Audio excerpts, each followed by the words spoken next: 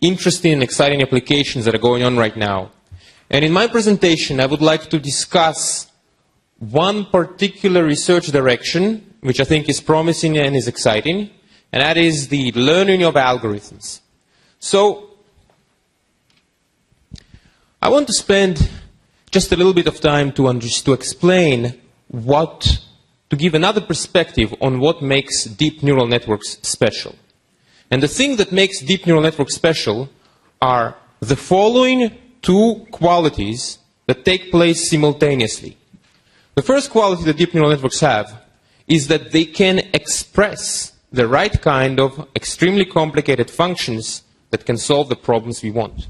So, for example, if you want to understand what's going on in images, you've got this really complicated function that maps your pixels to whatever is in the image, and your neural network needs to be able to express this function. If it cannot express this function, then you will not succeed, no matter how good your learning algorithm is.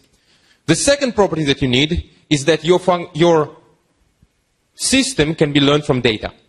You need both. You need to be able to express the complicated function and learn it from data, and deep neural networks achieve both of them. Now, the reason deep neural networks are as good as they are is because deep neural networks are circuits. A neuron can easily implement a Boolean function. And this is why, if you have a deep enough neural network, it can basically simulate a computer for some number of steps. One limitation that current models have is that the data on which you test must be very similar to the data on which you train. And this is why currently, if you want to build an application, a lot of effort must be spent on collecting the good data. So, another thing which is key to neural networks is that they don't care what problem to solve. If you find a combination of a neural network and algorithm which achieves good results on one hard problem, it is very likely to achieve results on many hard problems as well. So now I want to present to you work that I've been involved with that I'm personally quite excited about, which we call the neural GPU. And it's basically a kind of a neural network that can learn simple algorithms from examples. Now, what do we mean by simple algorithms? It means that the neural network, you can train it on, let's say, small examples of the problem and test it on large examples of the problem.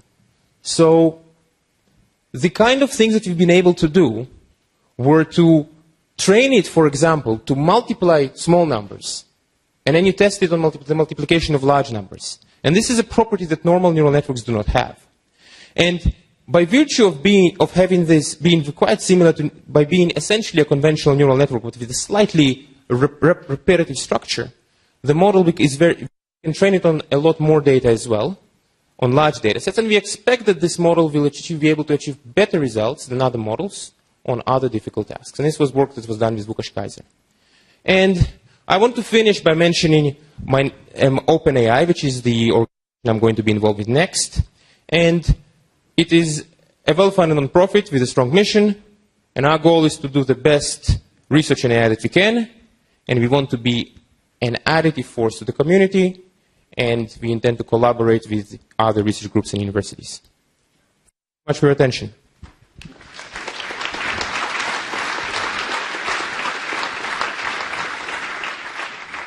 So you say a neural GPU can learn to solve basic things like multiplication and addition. What is the most advanced thing you think it is capable of solving eventually?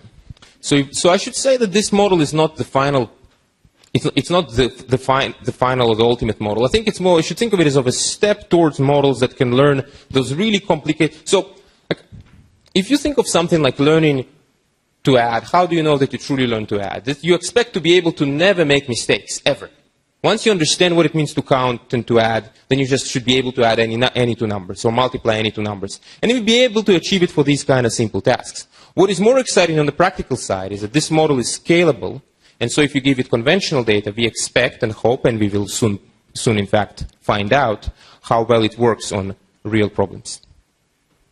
Just when you say real problems, what would a real problem be that you'd imagine be able to apply this to? So, for example, translation. So, in his talk, in his presentation, Jeff alluded to the difficulty of current translation models to achieve a certain level of understanding. Well, what we hope is that with these kind of models, because of their much better generalization abilities, they should be able to generalize to achieve much better results with the same amount of data.